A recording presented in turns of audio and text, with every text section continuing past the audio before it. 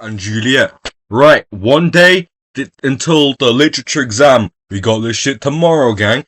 We gotta lock in. That's why I'm gonna just keep this brief. It's mostly analysis, a little bit of plot so you understand what's happening. Right, we got the prologue, analysis. This comes up. If this is actually comes up in the exam as like the text. If it mentions the prologue at all, I'm just gonna commit suicide right in the exam hall. Right. So we got basically what we get from this is a summary of the entire play. This is basically they hate each other. Romeo and Juliet are gonna die. Romeo and Juliet are gonna die, and then because of that, the family are gonna stop. These fuckers hate each other. Romeo and Juliet are gonna die, and that'll end the strife. The play will last 2 hours. Be patient. This is a summary of the play. Yes, so this is a summary of the entire play, right? So, Act 1, Scene 1, right? Let's go. We got Samson, we got Gregory, and Samson and Gregory just like walking in the street, right? They're making the common jokes about like Tollies or whatever.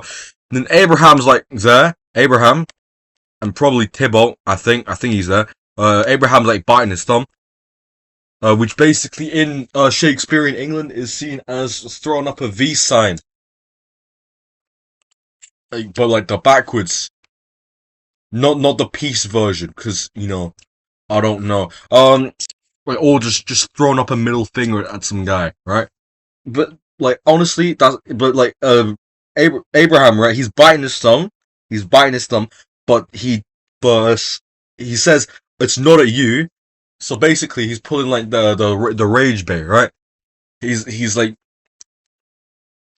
I mean, it's perfectly understandable because I bite my thumb a lot because it's like a stress reliever, right? I like to like bite this little like bits of skin on the side of my thumb, like not the hangnails, but like just the little bits covering the nails, like and also the skin at the tip of the nail, and not the nail, the thumb, right?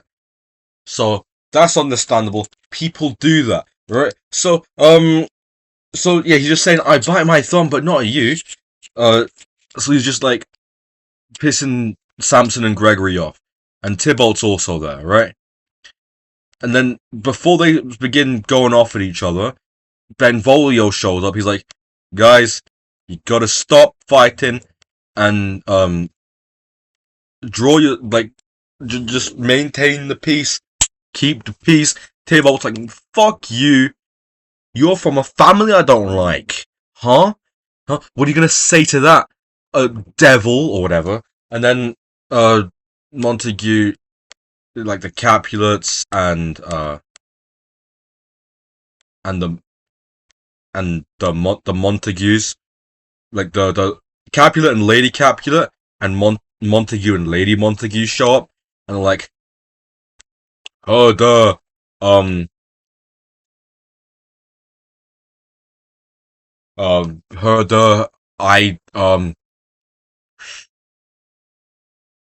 we're gonna like fight or something, and then an angry mob is like, angry mob shows up. They're like, fuck both of you guys both suck. We hate you both. And Prince Aeschylus, that's his name, right? He's like, fuck you both, stop fighting or I'll kill the next guy who fights. Right? So if you guys don't stop fighting, I'm gonna kill the next guy who fights. Right? Then they're like, okay, fine. They didn't really have a choice in the matter. Like the prince was basically telling them off like they're all children, which could be relevant in the play, if you write that in the literature, right? So, and then Lady Montague's like, oh, where's Romeo? I'm glad he wasn't here. And then this guy was like, oh, well, he's always fucking somewhere else or locking up in his room because he's like, he's 17 at most. That's the very high estimate. I'm saying he's like 15, 14 maybe years old. That's how I was acting 1 or 2 years ago. Maybe because I was like confused about the whole fucking world and everything. I don't know. But I was doing that, like, playing Mystery Dungeon on the old 3DS or whatever. Um, so, we're gonna, like, it cuts to my man, Romeo, right? Romeo, he's just,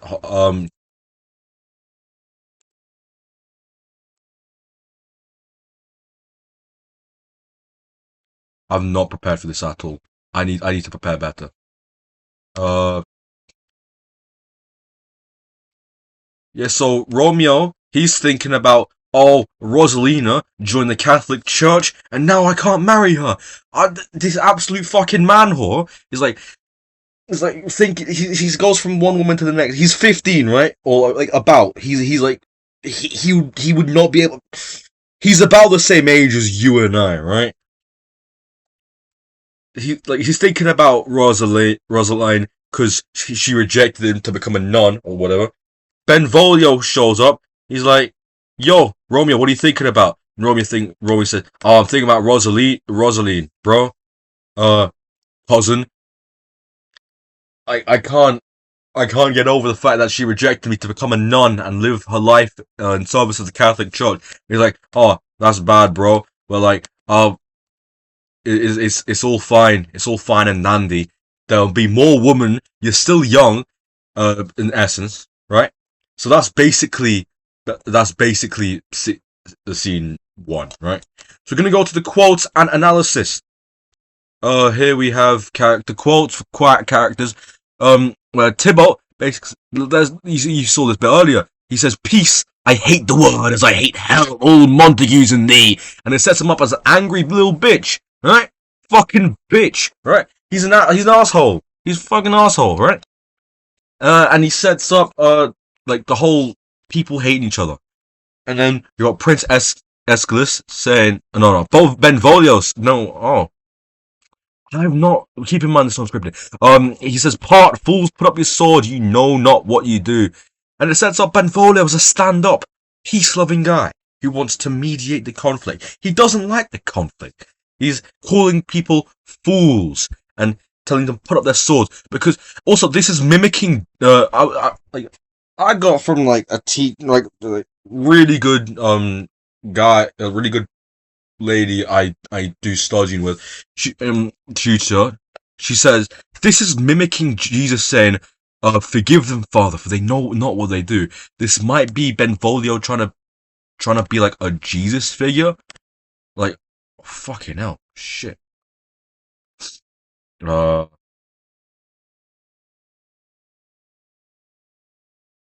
wait, blimey, there we are. Yeah, setting him up as a Jesus figure, or maybe he might consider himself to be bloated in the head. You could write about that. That's a point which they won't be able to get. There's also some theme quotes like conflict, where Prince Escalus says, "Rebellious subjects, enemies to peace, profaners of this neighbor saint's steel." He's basically telling them off, like, kids, they shouldn't be killing each other, which is pretty obvious, as their steel, or swords, because it's Shakespearean English, so they speak poetically back then. And is stained with the blood of neighbors, also a biblical allusion. Because like Jesus saying, "Love thy neighbor," right? Pretty sure, fucking hell, pretty sure RS students would know a thing or two about that, right? Love thy neighbor, because they're covering that.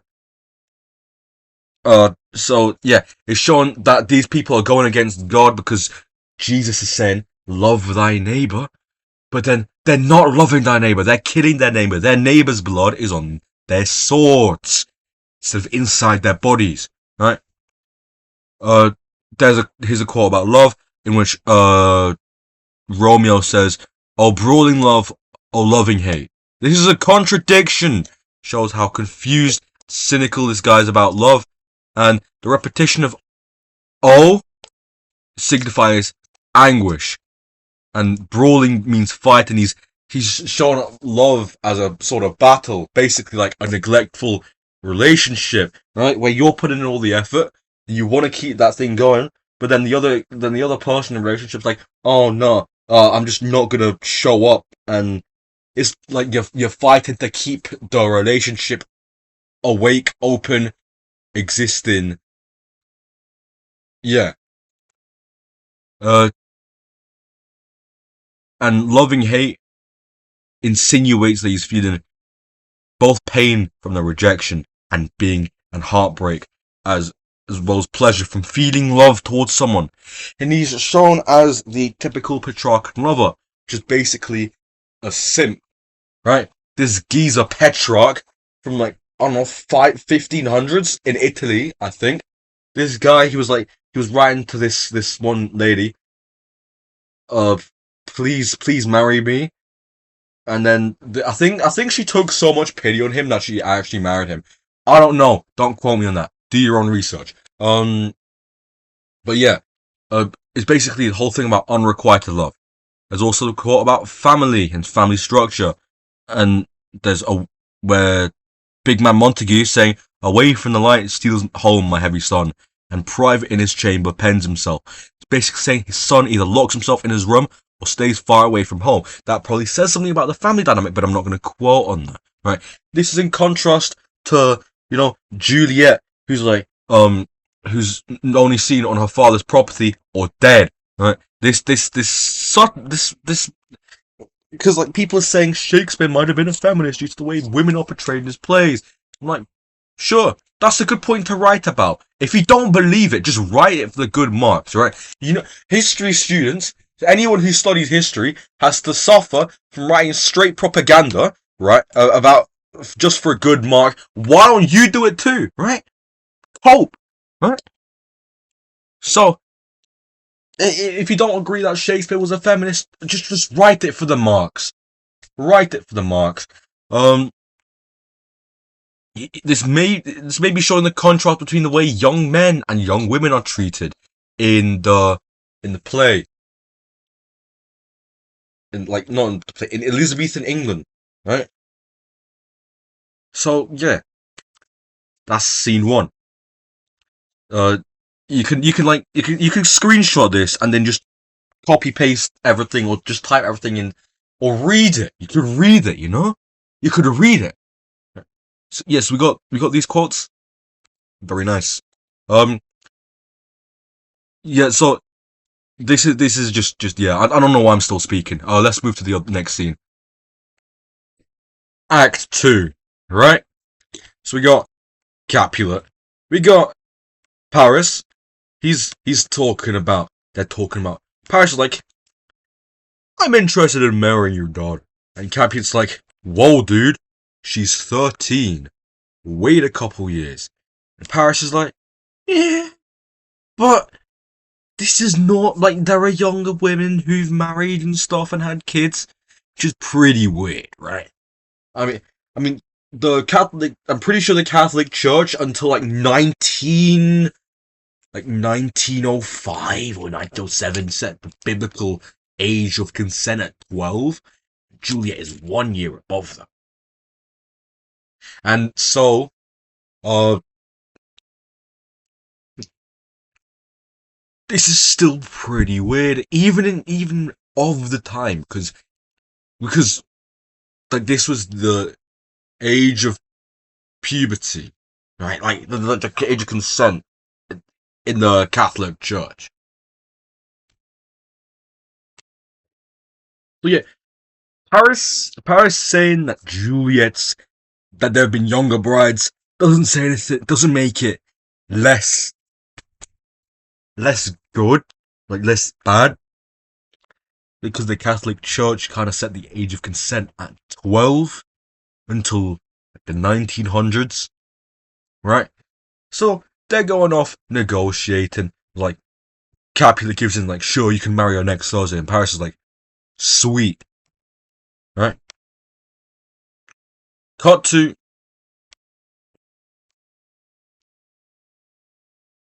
Romeo and Benvolio. They're chilling in the street. Servants walks up to them saying like, yo, can you read? Are you able to, do you have literacy? Pretty weird question to ask someone, especially nowadays. But Romeo's like, sure. And then the servant hands him a list. And it has a bunch of people, right? Like for a dinner party. And Romeo's like, okay, he reads out all the names of the people. Like, alright, what's this for? And it's like, for my master's party. And he's like, who is your master? Lord Capulet. He's like, whoa. And servant fucks off. And Benvolio's like, Romeo, let's gate crash this party, bro. We could find so many attractive women at that party. And Romeo's like, I don't know, bro. Rosaline seems like the one for me. And he's like, yo, you got rejected. And he's like, you got rejected by her. Bro, you're 15, you're gonna find someone else eventually. He's like, sure, why not? He folds immediately. So we have more quotes and analysis. There's not really many conflict quotes I found or used in the short time I've been analyzing this. So character quotes. Right. My child is but a stranger in this world. The big C, the big Pulet is trying to say the actual consummation is trying to delay the consummation of the marriage, trying to protect the daughter's innocence. Well, Paris still objects. And basically before this he says, oh, she's 13. And then Paris says, younger than she, a happy mother's maid. This guy would be into lolly. This guy would be a member of the Indian Parliament. Have you heard the things they're saying? Bro, I've seen these videos like, who stood this, a serial killer or a politician? Like, bro, Paris would be elected into the Indian Congress. I'm gonna be completely honest. Alright, so, we have a lot of quotes. Take out some new infection to thy eye, and the rank poison the old will die. Benvolio's saying, move on. You'll find someone. Romeo's reluctant initially, but he folds immediately. So there's family patriarch quotes and family or patriarchy quotes or whatever. Let two more summers wither in their pride. Here we may think are ripe to be a bride. So big man C, the big C, is saying she's 13. Wait a couple years and then we're fine, right? Like, even if Juliet wanted to marry this probably 20-year-old man, it would be like her father still controlled who she married and when and where and everything, right? Also, yeah, keep in mind that Juliet is not present in the whole meeting. Right? She has no say in the marriage whatsoever. This is like about patriarchy or whatever. You can this is going to be very loose. Not going to go into specifics. It's just a brief coverage one day before the actual exam. All right. Yeah. So these are some. Again, you can copy paste this and put it into your own notes and read through them aggressively the night before. But I'm going to be getting some good sleep. I'd recommend you get some good sleep instead of like cramming. To just keep your body and mind in the best state as physically you can. Alright, scene 3. We have Lady Capulet with the nurse talking about, we're gonna get Juliet married to this geezer, Count Paris. He's like, alright. And they go talk to Juliet about it, and Juliet's like, if you make me, then sure, fine, whatever. And then servant comes up and he says, oh yeah, party's ready. And then it's like everyone's like, alright, chill. So we're gonna go into the quotes and analysis. There's not much stuff about the other things. There's good character quotes like Faith, I can tell her age unto an hour, which is basically nurses displaying her protectiveness and obsessiveness and parental thing over Juliet. And she absolutely knows more about Juliet than her actual mother. And Nurse was basically a surrogate mother. she's very protective, especially since her own child died. Her child Susan, I think it was called, and also her husband both died. Um, so yeah. Um, Also Juliet calling marriage an honor that she dreams not of. She's not thinking about it right now, and this further emphasizes the fact that she's not ready for marriage. Count Paris. There's also family, like how Juliet needs to be. Juliet, where Juliet says, I'll look to like if looking like move, but no more deep lie and dart mine eye. Then your consent gives strength to make it fly." In which she's just expressing that she's gonna be obedient to her mother, as children, children will kind of like forced to like listen to their parents because like society would probably reject them if they didn't. And being a woman, she has not much say anyways. Alright.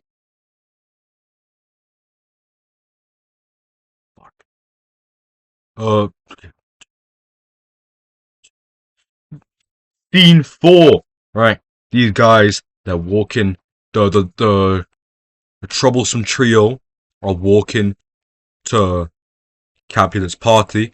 Mercutio, Romeo, Benvolio, with some other random guys. And so so they're just talking about stuff. Romeo's still being a little bitch, right? And Mercutio and Benvolio, like the good friends they are egging him on, calling him a little bitch. So so what? So yeah, that's pretty much what happens. And this is just when they're walking up to the party, right? They put stick masks on and everything, right? You stick masks on. Basically, that's pretty much what happens. Got some quotes. The whole Queen Mab monologue. I'm not putting all of that in the slide, man. So basically, the whole Queen Mab monologue. Mercutio's an absolute freak, right? In the modern sense, not in the Shakespearean sense. This guy would probably be in the deep dark depths of the Green website, right? He also shows that he's a cynic about dreams, right? Absolute cynic. He's like dreams like meaningless and stuff. I mean, they might be, they might not be, right? But like everyone thinks that dreams have meaning, right?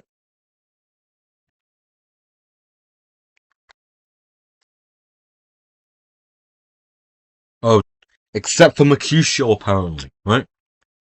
There's also some uh the fact that Mercutio's an absolute freak also sets this guy up as basically the guy who's against society and everything. This guy's a rebel or something.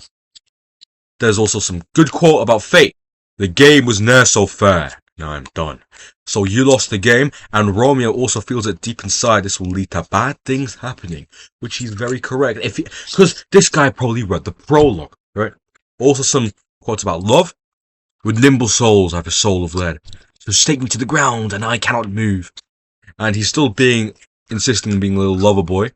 Pining on Rosaline. Absolute bitch. Move the fuck on. Right? It's been, what, a day or two? And, okay, so, and another good quote. If love be wrath with you, be wrath with love. Prick love for pricking, and you beat love down. Mercutio here is telling the big M, the big Cutio, is telling Romeo to be casual, not take love too seriously. He's the lighter-hearted cynic of the play, and he's often the one telling others to relax, shut the fuck up, deal with it, right? Also, pricking is usually very mild. Like in the blood video, the video where I covered the blood, I pricked myself with like the diabetics thing because I have family members with type 2 diabetes. Uh, so yeah, I could easily access that. Um, so it's very mild pain, right? Adds Mercutio's message, not taking it seriously, and also adds to his cynical ideas that love doesn't matter at all.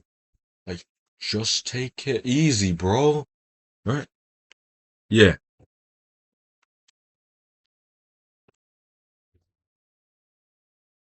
scene is this game? Uh, Scene 5. We're at the party, right? Tybalt, Capulet, Juliet, Lady Capulet, Nurse, Paris, Mercutio, Romeo, Benford, everyone's there, including some randoms we never see. And then Tybalt sees Romeo.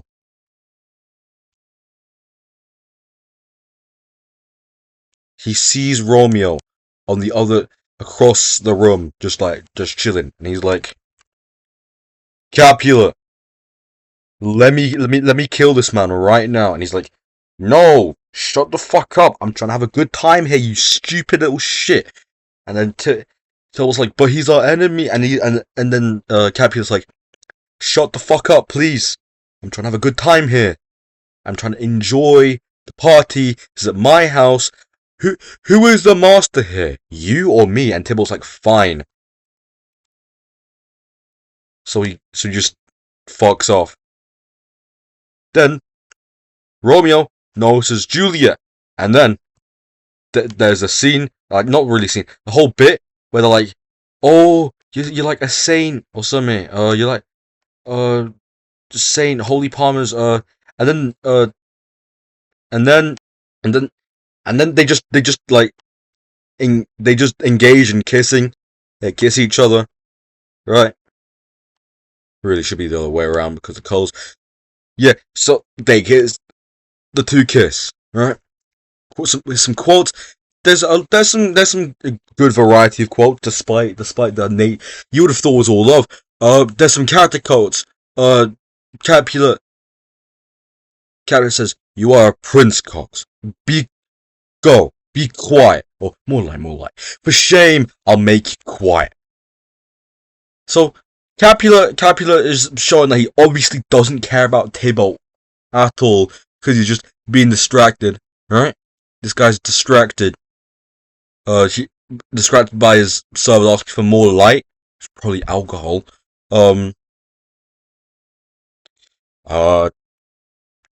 Yeah, so he could not care about Tybalt's bitching.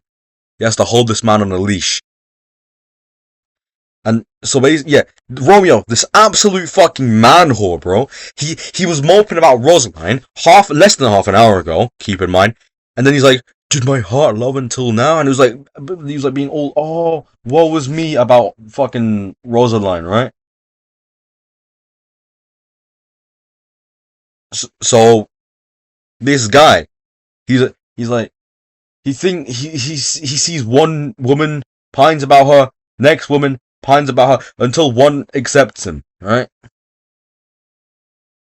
Or something. Like this guy, this absolute guy.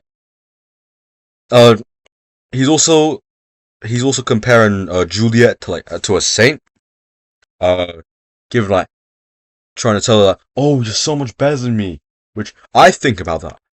I think like that about everyone. Everyone is better than me. Right? But this, he's just doing it to try woo someone. Probably 1, 2 years younger. Well, it's not really that big. We're not really told Romeo's age.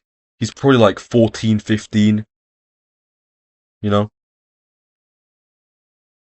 Paris is still in his 20s though. But yeah, Romeo's trying to profess his love to her. There's an element of religious connotations, which is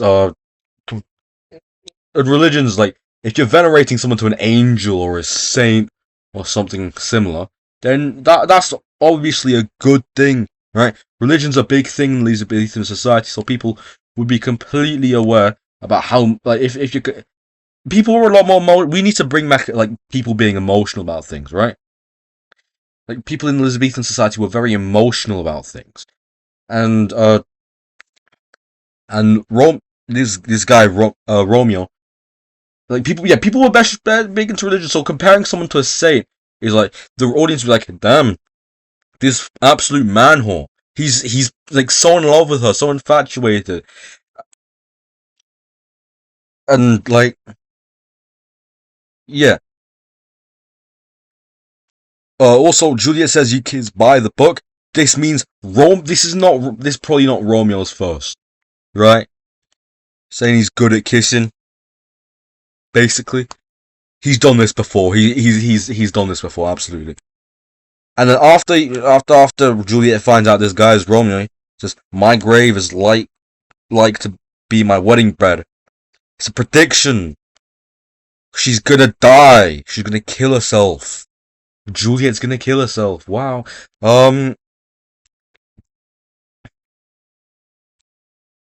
So yeah, I mean, there's this whole there's like a lot more stuff about this scene. I'm just throwing up a few quotes. As I said, this isn't meant to be that in depth. Act 2. We're in the second act now. Act 1 is over.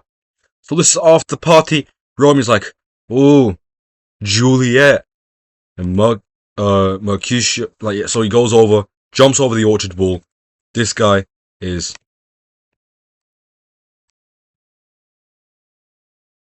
shit.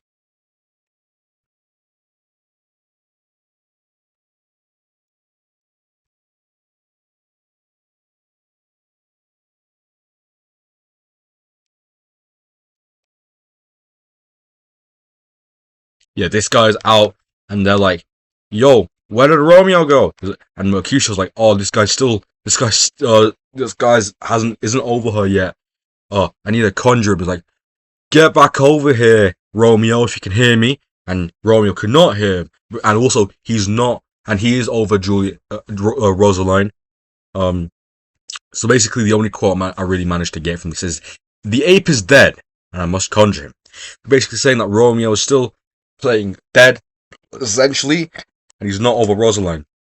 And he needs to like bring him back. He needs to conjure him like a spirit, like a witch.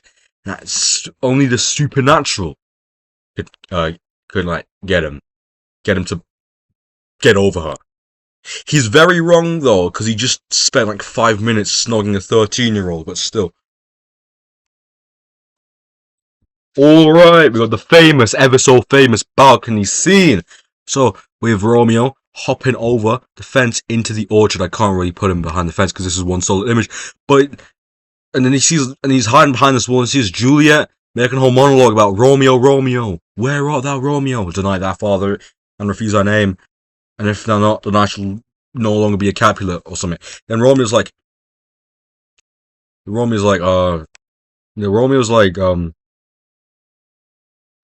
hello, Saint, like pulling back a reference to when they did the whole thing. And then Juliet's like, what the fuck are you doing? You're gonna get killed. You're gonna get killed. And it's like, oh, but I'm so in love with you. This guy, bro. Like, I'm looking back at it. What is this guy thinking? Actually, what is this guy up to?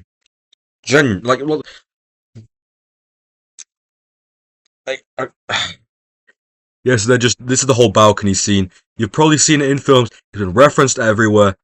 You probably know it, right? Got a couple quotes. This took me like, 10 minutes to find in the actual text. Here's Romeo. Here's Romeo not being sensible. I covered this before. Alack, there lies more peril in thine eye. Yeah, Romeo's just not being smart here. He's gonna die, right? I thought he's just a bit stupid, I suppose.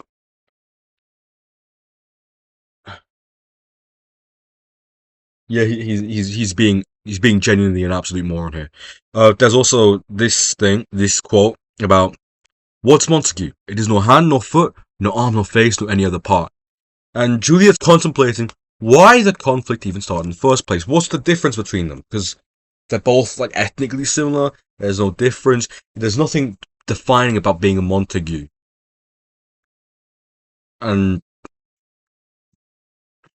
she's thinking that the whole conflict is useless. She's thinking about ending the conflict, which she will do, but she won't be allowed to see it. And there's also another quote about, my name, they say, is hateful to myself because enemy to thee. Romeo, both Romeo and Juliet are willing to rebuke their names. because Juliet saying, deny thy father and reuse the name, or if thou will not, but sworn to be my love, and I'll no longer be a Capulet, is Juliet saying, please reject your name so I can marry you, or I'll reject my name so I can marry you. And Romeo is basically saying the same thing here.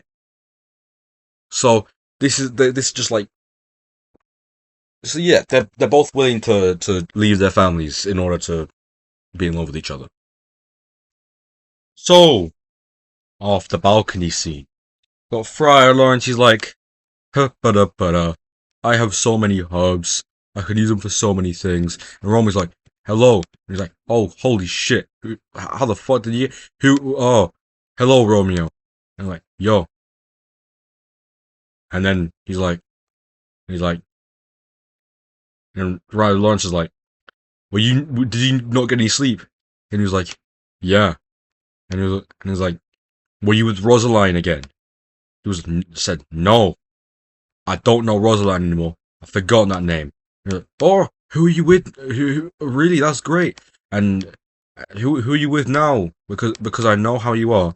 And Ron was like, oh, I went to Capulet's party and I want to bang his daughter.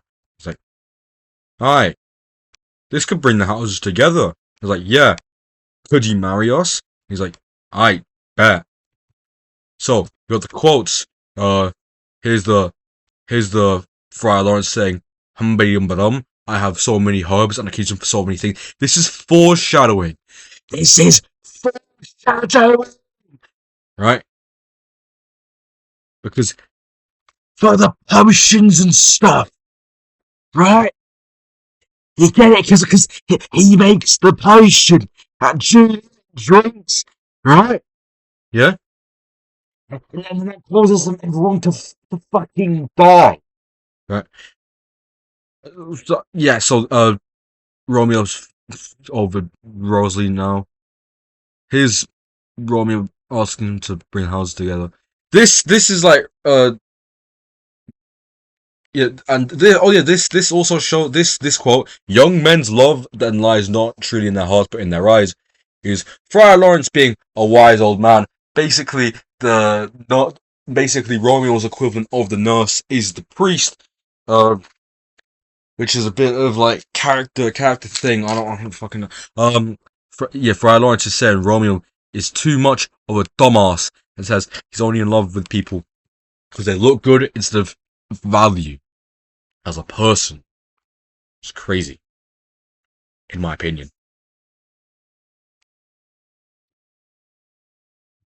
So we have Mercutio.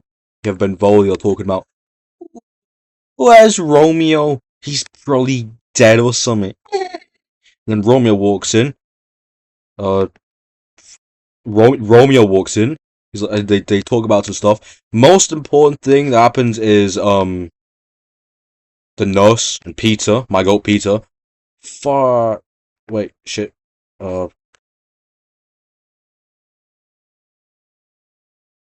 Blimey. We have the nurse and we have Peter. Who woke up. Romeo says,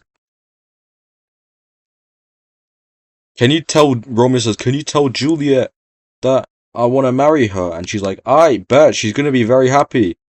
And then Romeo gives him some, then Romeo hands her some cash for her troubles. And she goes. Same with Peter. Pretty much what happens, yeah. Alright, I'm beginning to get a bit tired now, so I'm gonna take a quick break after this so I can get my energy back. So obviously, as you can see, because these are the most biggest quotes I can find, in which the nurse calls Mercutio a saucy merchant, which is basically just calling Mercutio an absolute fucking ass, right?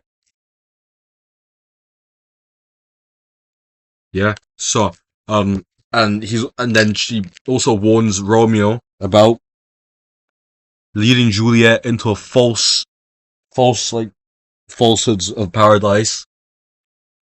And then, yeah, she's saying that Juliet's still young and naive. So, I mean, we're about halfway through, so I'll just take a quick break, and I'll be back in a second. Sorry, ladies and gentlemen, I spent too long and now it's 9 p.m. Most of you are actually probably asleep by now. Most of you should be watching, so I'll just rush through this quickly. So, the next scene after this, we have, Juliet, Peter, nurse, Juliet tells Peter to fuck off, Peter fucks off, and nurse tells, nurse, after spending a lot of time, basically just starts rage baiting Juliet. Right, you can see it here. Do you not see that I'm out of breath? Lord, how my head aches. I want a virtuous. Where is your mother? And basically, this is just nurse being a silly girl, right? Just being a little like whimsical little lady, right? And then in response, well, before she arrives, Julia's just being hated towards her, and she's already angry. So yeah, this is just nurse showing her position as comic relief. Here is basically the marriage scene.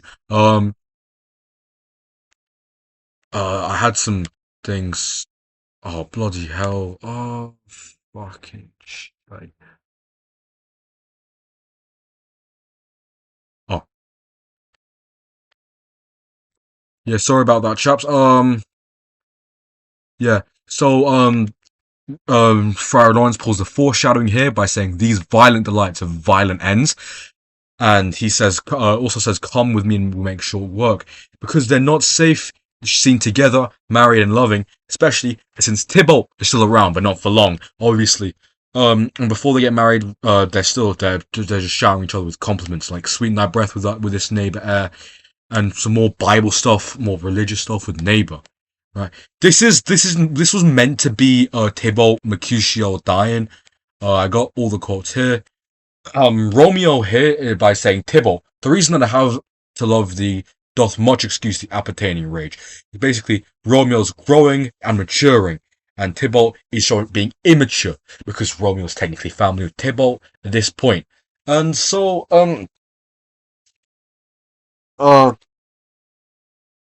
this is showing Romeo's growth as a character, and is showing the contrast between Tybalt and Romeo. Tybalt being an angry little bitch, and Romeo now is mature.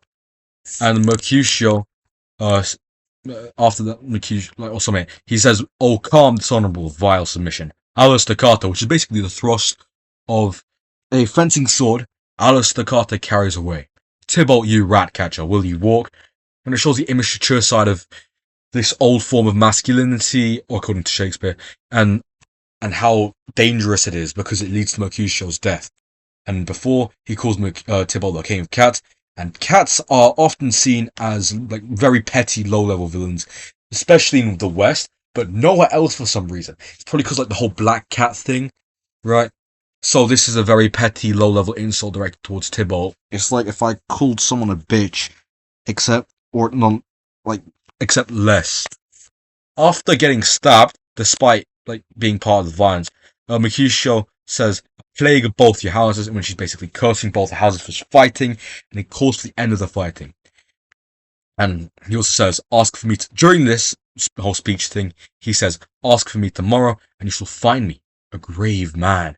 Basically, Mercutio still taking things easy, and he's still a cynic. The prince decides to exile him instead of having Romeo executed, because he's quote unquote feeling sorry, even though Romeo just would rather die anyways. So after this, there's a lot of stuff.